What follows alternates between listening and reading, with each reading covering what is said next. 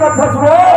Master करबो का ये कथो आई का कथस का धन पटपटा आई का बा तो ये भवन बहुत ही ओहो सुबह को मैं करूँ भाई ठंडी कर दे मास्टर हटा कर समझ में मास्टर ये हमने 10 बजे पहुंचे मास्टर हाँ एक बाबा मन मला चाय पीले आखिरी से थोड़ा चाय पीने की ही हाँ मास्टर वो भैया वो पानी बन के पूछे काला बताओ आई पानी बनी है वो अरे क्या कहा सुना था अरे चाय तो पीते हो कॉफी हाँ ऊंचा वाले दादरे भाई आई वो चाय तो मास्टर अरे चाय तो पीते हो कॉफी ऐसे कैसे वो निकला के अरे बोल गई वो सच गई और गई तेरे होटो की डाली हाँ मास्टर सुन रही हो ना अरे बोल गई वो सच गई और तेरे होटो की डाली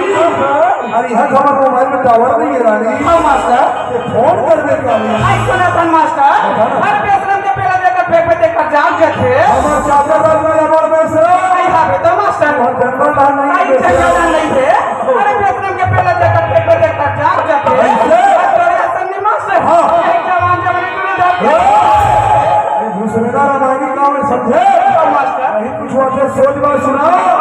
अरे सीधा ही हमने साथ कट कर रहे गुड़ा सुना लागी मास्टर सुना दे आई देखो तो मास्टर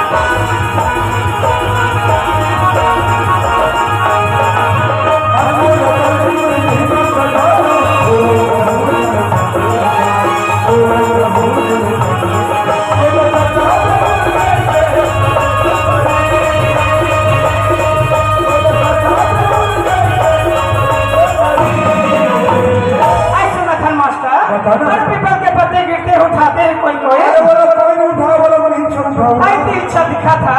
अरे पीपल के पत्ते गिरते हैं उठाते हैं कोई कोई और प्यार तो सभी करते हैं मास्टर कौन लेकिन निभाते हैं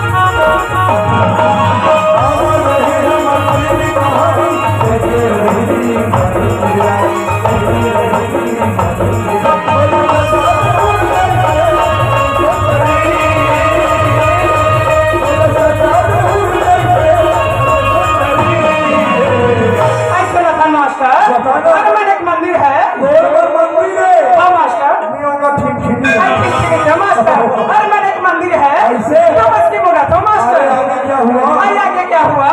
अरे मैंने एक मंदिर है तो बस की मोरा था मास्टर। मेरे भगवान का समाज तो बहुत खूबसूरत है मास्टर। तुम्हें दिमाग खराब हो गया तो लग गए